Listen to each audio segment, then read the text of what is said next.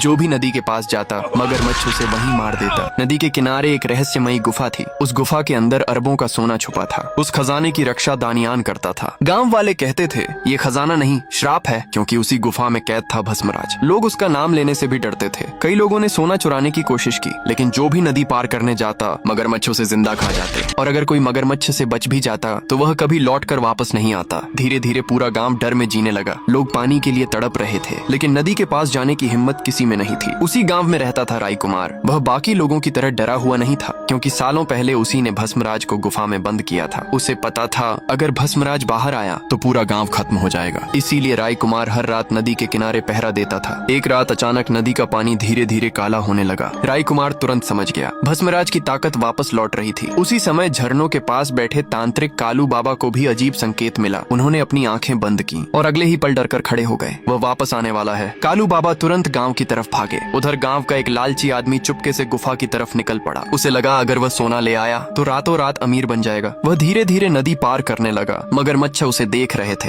लेकिन इस बार किसी ने हमला नहीं किया। आदमी खुश हो गया। उसे लगा गांव वाले झूठ बोलते थे। जैसे ही वह गुफा के अंदर पहुंचा, उसे चारों तरफ सोना ही सोना दिखाई दिया। उसकी आंखें चमक उठी। उसने जल्दी से सोना भरना शुरू कर दिया, लेकिन तभी गुफा के अंदर तेज हवा चलने लगी। आदमी डर गया। वह भागने लगा, लेकिन गुफा के बाहर पहुंचते ही वह अचानक गायब हो गया। अगली सुबह गांव वालों को नदी किनारे उसका खाली थैला मिला। पूरा गांव डर गया। राजकुमार समझ चुका था भस्मराज की कैद कमजोर हो रही है। उस रात उसने नदी किनारे आग जलाई और पहरा देने लगा। तभी अचानक गुफा के अंदर से जोर की आवाज आई। गांव वाले अपने घरों से बाहर निकल आए। राजकुमार ने गुफा की तरफ देखा और उसके चेहरे का रंग उड़ गया। उसी समय कालू बाबा गांव पहुंच गए। उन्होंने डरते हुए कहा अगर आज रात गुफा पूरी खुल गई तो भस्मराज को कोई नहीं रोक पाएगा। इतना सुनते ही गांव में सन्नाटा छा गया, लेकिन तभी गांव से दूर एक काला साया दिखाई दिया। वह चुपचाप गांव को देख रहा था। राजकुमार समझ गया भस्मराज लौट चुका है। पार्ट 2 चाहिए तो कमेंट करो। भस्मराज वापस आ गया।